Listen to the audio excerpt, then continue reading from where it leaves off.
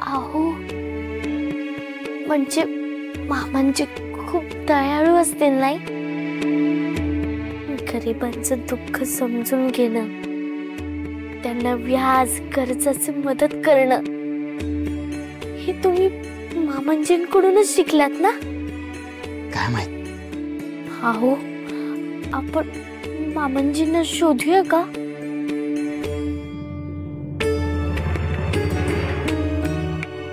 त्यांना घरी यायचं नाहीये म्हणून तर ते आले नाहीत ना. घरात कोणी अडवलं होतं का त्यांना? पण त्यांनाच राहायचं नाही. खूप माणूस चुकला असेल, हरवलं असेल तर परत आणता येतो, पण ज्याला यायचंच नाहीये, संसारात रमायचंच नाहीये, त्याला परत कसं आणणार? अहो ते नक्की येतील परत, स्वतःहून येतील, नाहीतर माझं विठुराया घेऊन येईल त्यांना. त्याच्या वेडापायीच ते घरातून गेलेत. तो कशाला परत आणेल? अगं सकू, म्हणूनच आपल्या घरात विठोबाचं नाव काढायला सुद्धा बंदी.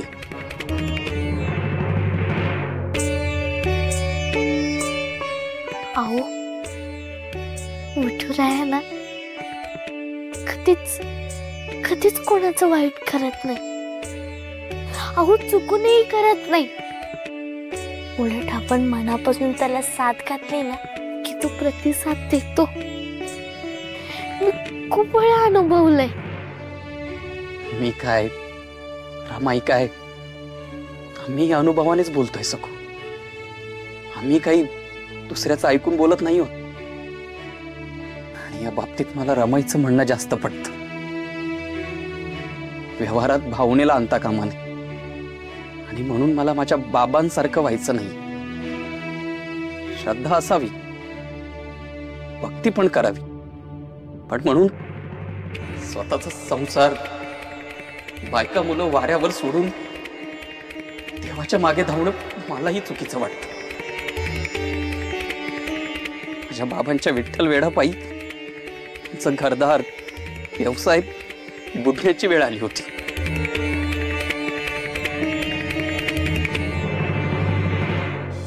हो, असं कसं करू शकता तुम्ही? फक्त स्वतःचा विचार करताय.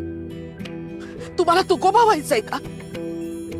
गहाणपत्र ज्याची त्याला देऊन लोकांना कर्जमुक्त करून तुम्ही पण त्यांच्यासारखे व्हाल असं वाटतंय का तुम्हाला? 50 लोकांची गहाणपत्र परत केल्याने कुणी जर का तुकोबा झाला असतं ना, तर आतापर्यंत शेकडो तुकोबा निर्माण झाले असते. नाही ग नाही, तुकोबांच्या पायाशी सुद्धा उभी राहायची आपली योग्यता नाही. ते विठुरायांचे लाडके. त्याचं कौतुक कशाला उगाळताय? आमच्याबद्दल बोला. आम्ही काय करू? पोटाला काय घालू या मुलांना? घर कसं चालवू? की मुलांना सोबत घेऊन घरोघरी भिक्षा मागू? रमा, अगं किती काळजी करतेस? आपली काळजी सगळी विठुरायाच्या चरणी अर्पण करायची. तो सगळं बघतो. बाबा, तुम्ही आम्हाला सोडून जाणार? बाबा परत नाही येणार. ये गळे काढू नका. जाऊ दे त्यांना. मी अजून मेलेले नाही.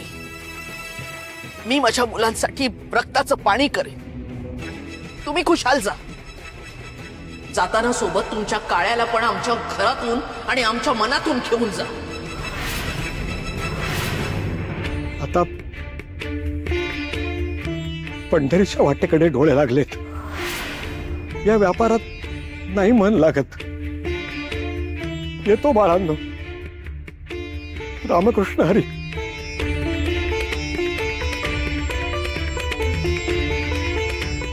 बाबा नका ना जाऊ. बाबा नका ना जाऊ. बाबा थांबा ना. बाबा नको. रडू नका. इकडे या. म्हणून रडायचं नाही. रडून भेकून स्वाभिमानानं जगता येत नाही. काळजी नका करू. मी आहे ना. आजपासून मीच तुमची आई आणि मीच बाबा. हा,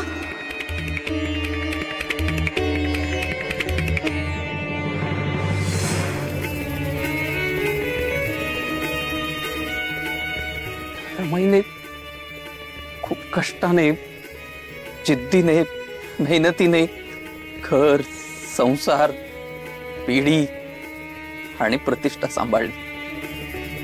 मला, यमुना ताईला कधी बाबांची उणीव भासू दिली नाही तिने.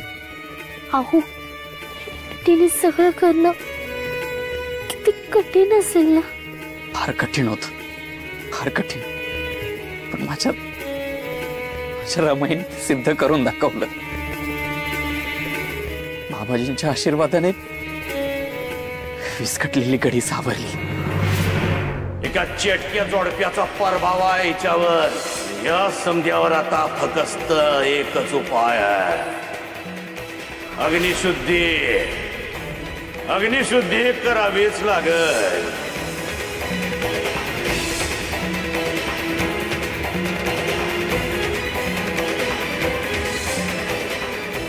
जिंगरोबाच्या माळावर अग्निशुद्धीच्या येळेला काय झालं हे कोणाला मी सांगायचं नाही.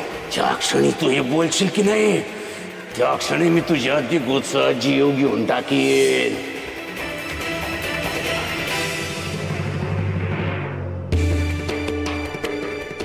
काय ग सकू, कशी गप्प का झालीस?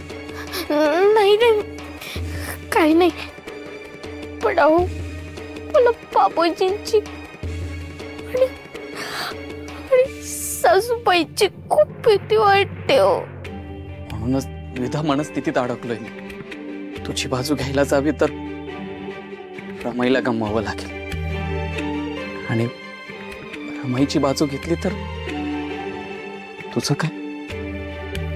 आणि सकू, खरं तर मला तुम्हाला दोघींनाही गमवायचं नाहीये. अगं, या सगळ्या ओढत आणि तुम्हाला दोघींनाही गमवीन की काय अशी भीती वाटायला लागलीये मला.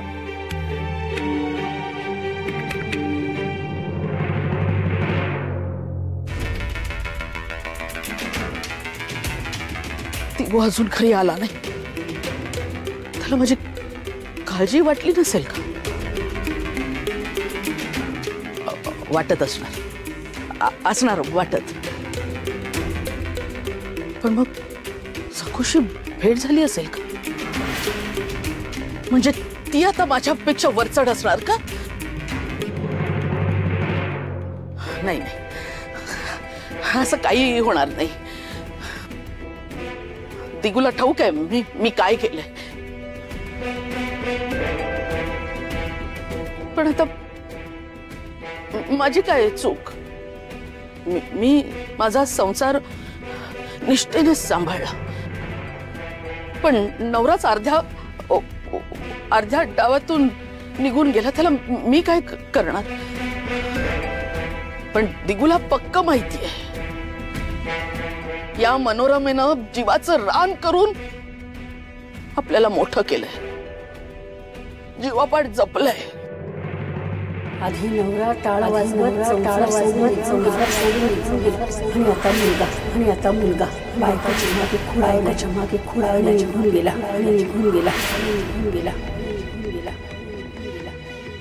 हो हो, आज दिगूही मला सोडून गेलाय. पण यात माझी काही चूक? मीच कम नशिबी आहे का? बाबाजींचं एवढं करून सुद्धा माझ्या वाट्याला आहे का? माझ्या नशिबात आयुष्यभर ठसठसणाऱ्या जखमा घेऊनच जगणं आहे का?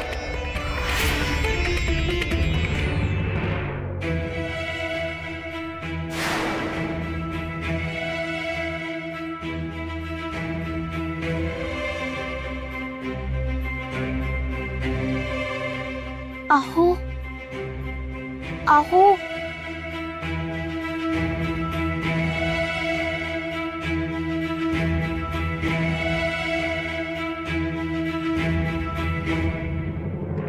काय झालं सकू? मी तुमच्यापासून एक गोष्ट लपवली होती, ती सांगायची, नाहीतर मला झोप लागणार नाही हो. तू रावळात बोलत नव्हतीस ते ना? हो, मला तुम्हाला सगळं स्पष्ट सांगायचंय. अहो तुम्हाला मला आणि सासूबाईंना गमवायची भीती वाटते ना, त्याचं कारण बाबाजी आहे.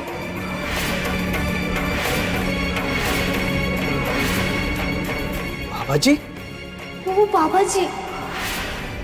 बाबाजी हे सगळं मुद्दामून घडून आणतायत. मला त्यांनी मठात डांबून ठेवलं होतं, खूप छळ केला आणि मी नाही म्हणाले म्हणून मला जीवे पेटवण्याचा प्रयत्न केला हो.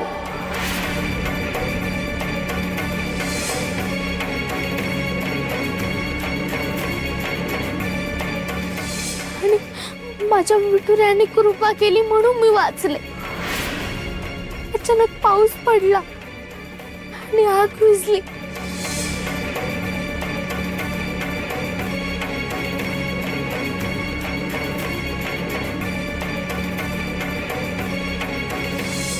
आणि मी पळून आले. बाबाजी खूप दुष्ट आहे तो.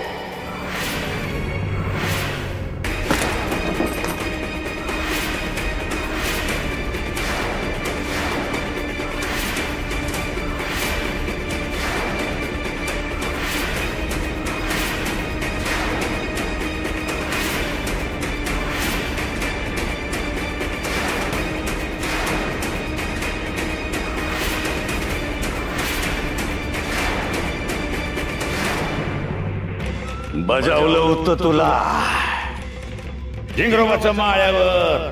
आमच्या मठात काय झालंय कुणाला बी सांगायचं नाही, नाहीतर दिगूचा जीव जाईल. पण तू समज सांगितलं. आता बघ तुझ्या या दिगूला कसा संपवतो तो मी. जय झिंगरोबा.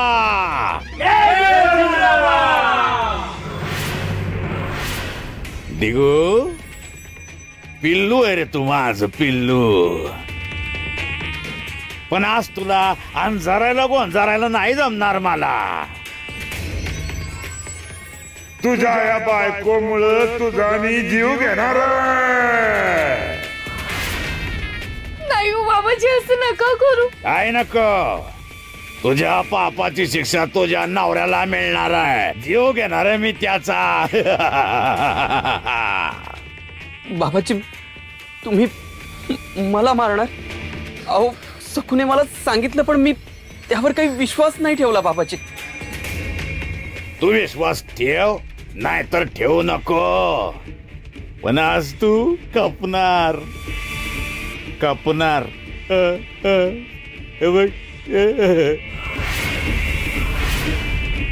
लय ती झाले नुसती धावतोच मी, पण आज तिला रक्ताचा टेला लागणार.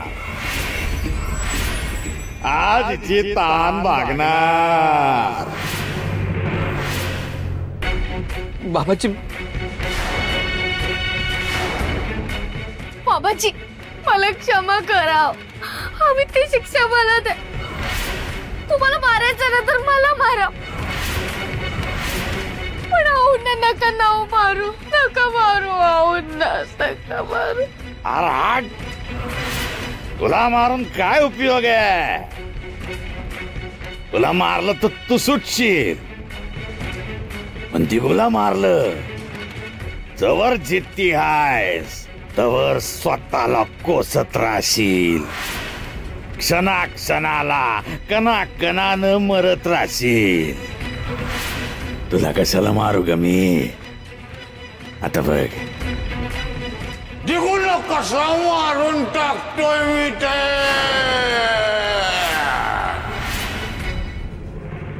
सखू बाबाजी नको, बाबाजी नको,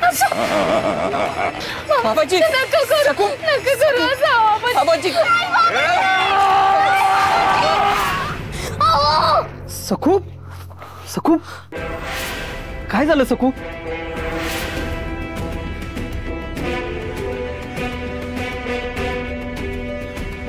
काय झालं? ठीक आहात ना तुम्ही? अगं मला काय झालंय सखू? हे बघ तुझ्या समोरच तर आहे. तू शांत हो. घे पाणी घे. पाणी पी. सावकाश पी. इतकं घाबरणं एवढं स्वप्नात काही पाहिलंस का तू? बाबा सखूला तिच्या बाबांची आठवण आली असणार. बाबाजींबद्दल आवडणं सांगितलं आणि स्वप्न खरंच झालं तर? तू अशी गप्प बसतेस ना सखू. काय बोलू मी? मन मोकळं करत नाहीस, अजिबात काही सांगत नाहीस, म्हणूनच एकावर एक संकटात सापडतेस तू. सखू हे बघ मी आहे ना. बोल काय झालं? हो मला स्वप्नात ना एक भयानक राक्षस दिसला हो. त्याच्या डोक्यावर शिंक होते, तोंडातून बाहेर येणारे सोळे आणि त्यांनी तुमच्यावर वार केला हो. अहो हसताय काय? मनी वसे ते स्वप्नी दिसे अशी म्हण आहे, बाकी काही नाही सकू. हे बघ मला काहीही झालेलं नाहीये आणि काही होणार पण नाही. झोप तू, शांत झोप. झोप.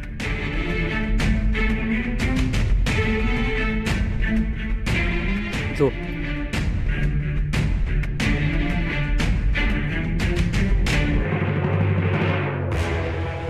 रमा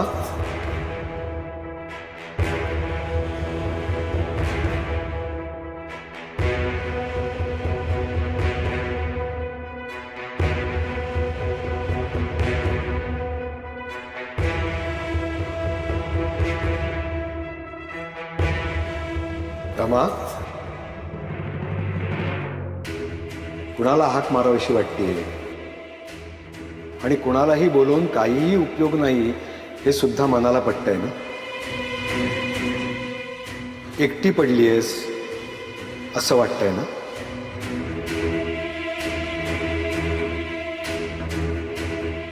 काय म्हणणं आहे तुमचं?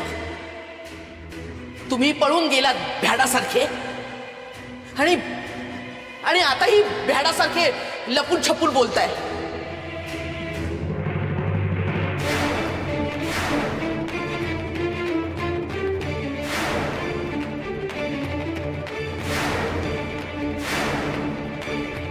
एकटी पडलीयस याला कारणीभूत कोण?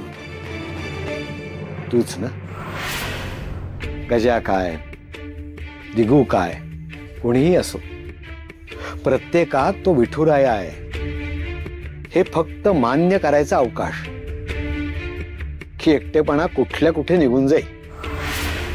दुसऱ्यावर विश्वास ठेव. तू जेवढा विश्वास ठेवशील ना तेवढा तुला विश्वास मिळेल, आदर मिळेल. गोतावळ्यात असूनही एकटं वाटणार नाही.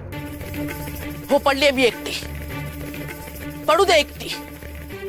मी मला हवं तेच करणार, कारण मला घर संसार चालवायचा आहे. मी पण एक तारी घेऊन सगळ्या गोतावळ्यासह तुमच्या त्या काळ्याचं भजन गात बसले असते ना तर काहीच घडलं नसतं. दिगू आणि यमुना किती लहान होते ठाऊक आहे ना तुम्हाला. तुम्ही चालते वा इथनं. चालते वा. मला नको ते शिकू नका. निघा माझ्या खोलीत. जा तुम्ही जा. वहिनी वहिनी अहो पुन्हा भास व्हायला लागले का तुम्हाला? वहिनी कुणाशी बोलताय तुम्ही? बघा ना, दिसत नाही का तुम्हाला इथे कोण बसलंय ते? रमायको कोणीच नाहीये तिथे. तुला भास झाला असेल.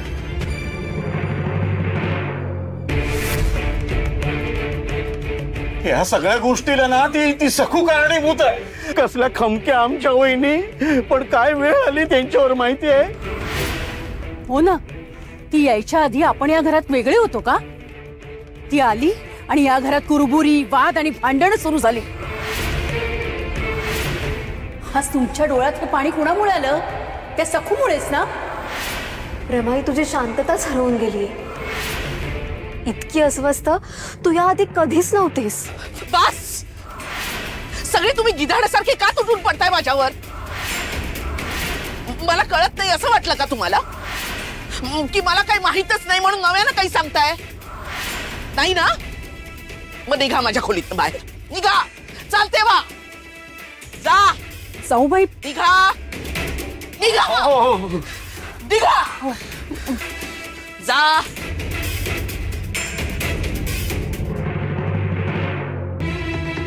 खरंच मी एकटी आहे. एकटीच आहे.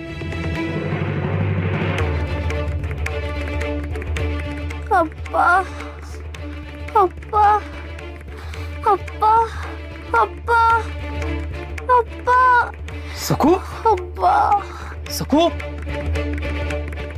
सखू काय झालं सखू? पप्पा पप्पा मला खूप भीती वाटते. पप्पा सखू अगं मी आहे ना इथे. सखू अगं मी आहे ना इथे. अजिबात घाबरायचं नाही. तुझ्या जवळच आहे मी. पाणी आणायला गेलो होतो. आता कुठेही जाणार नाही. झोप तू. शांत झोप.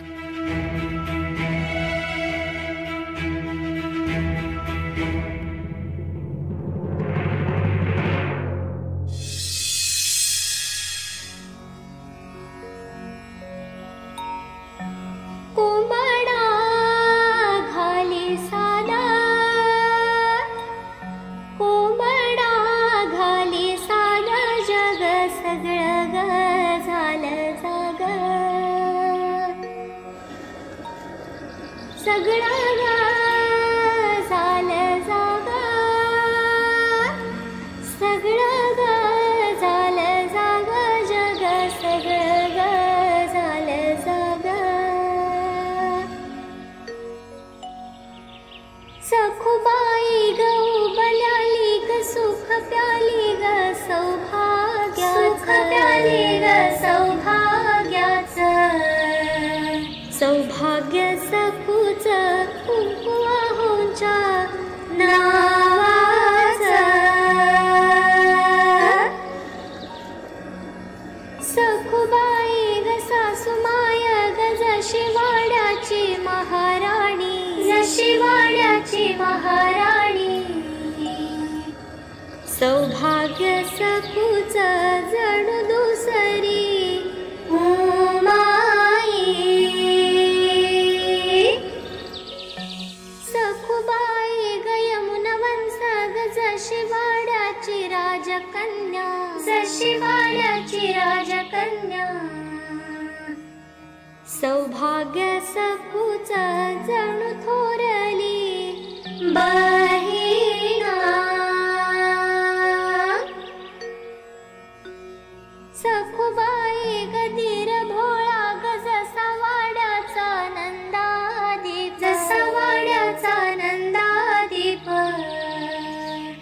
सौभाग्य सखूच जणू पाठला बंधुराया सखुबाई ग सूर्य हासतो जणू सोनियाचा दिस सोनियाचा दिस सौभाग्य सखूच कुंकुरा हो चिरंजीव अहो बसा ना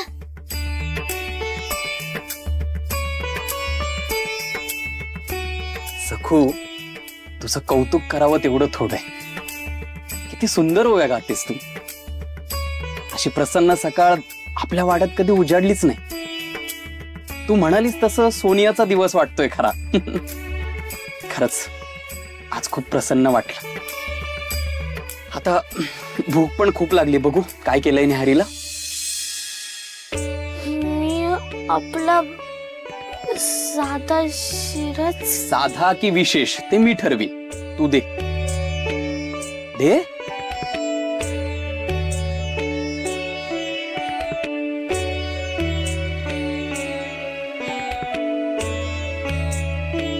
अरे वा छान.